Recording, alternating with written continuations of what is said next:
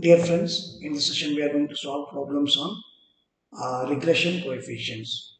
Now, two regression equations are given to you in the question.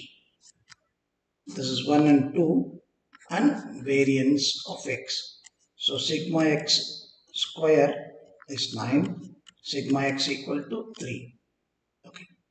I have to find the first one mean, that means x bar, y bar. Second one, I can find the correlation coefficient. Third one, standard deviation of y. So, first one we can use the property. Second one, to find we have two different options. Okay, either use the classical formula of correlation coefficient or we can use the relation between correlation coefficient and regression coefficients. Okay, we'll go to the problem. We'll see one by one. So let us consider these two equations are equation 1 and 2. And always when you write the problem, better you write in the calculator format. Suppose you are solving the simultaneous equation, you can use calculator. A1x b1y is equal to c1. A2x plus b2y is equal to c2. Since the regression line, we know the first property, it always passes through the mean x bar and y bar. I can rewrite the equation like this. Okay. Now, it is very simple. Either you can use a calculator or you can solve manually. You will get the answer. Therefore, my x bar is 13 and y bar is equal to 17. The first part of the problem gets over in a simple way. Next, I am going to find the correlation coefficient between x and y. So, this is my formula. To find this byx and bxy, we use the definition. Those who don't see the basics videos, you go and see the basics on regression. So, how to find this byx? If you take a line y equal to a plus bx, this coefficient of x is called as regression coefficient y on x. Similarly, if you write an equation a plus by, and now I can say this is what? Vxy. Okay, this is the idea. Now it is very important from which equation I am going to find x and y. Let's go. Let us take the first equation. 8x minus 10y equal to minus 66.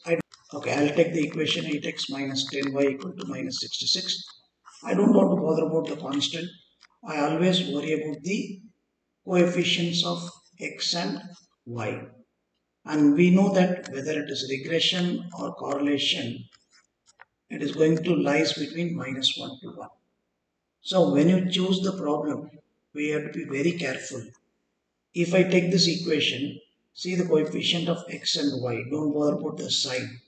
Here the coefficient of y is larger than coefficient of x. So what can I do from this equation? I can rewrite to find byx since the coefficient of y is larger. If x is larger, we can find bxy. That is the easiest way. Why? If you take in the other way, maybe what will happen? There might be a chance byx, bxy both will be greater than or equal to 1 or greater than 1. That will not satisfy the property of regression. Okay.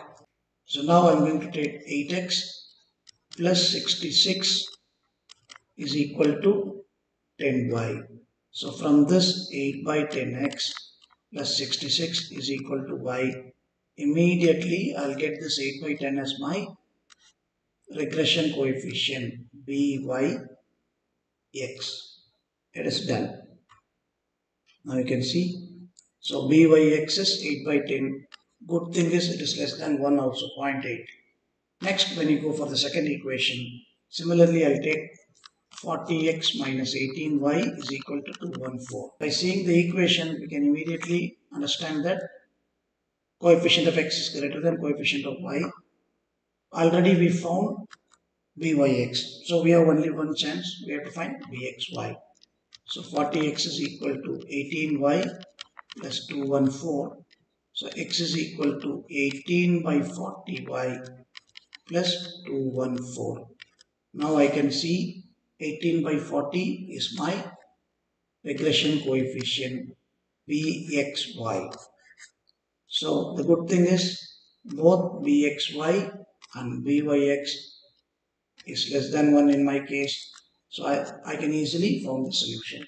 Since both Vxy and Vyx are positive, my R is going to be positive square root of Vyx, Vxy.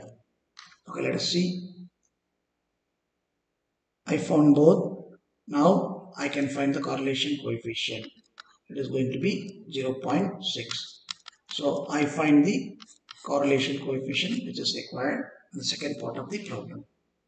Suppose there is a student who want to solve the problem randomly, then what will happen? Let us see. If the guy is taking the problem, the first equation, instead of finding y, because we say the trick, if the coefficient of y is more than x without considering the minus plus symbol, then find Vyx. This is what the idea is said. If a student is taking something random, okay, now he is taking the equation 1 and he is trying to find x. So what will happen now? He found Vxy is equal to 10 by 8. Then from the second equation, he is finding Vyx. It is going to be 40 by 18. So 10 by 8 and 40 by 18. So what will happen now? Both are greater than 1. It violates the condition for regression coefficient. So what you have to do? You have to delete it or you have to scribble it. Then you have to come back to our method. So that's why I said from the beginning itself, whenever you take the equation, see the coefficients of x and y. If y is bigger, find Vyx. If x is bigger, find Vxy. Then there is no problem. So see here R is plus or minus 0.6 when you solve, but both my Vxy, Vyx are positive. So my R is positive. Done. Next one, to find the standard deviation, R is given. And in the question, sigma x is given, that is variance is given.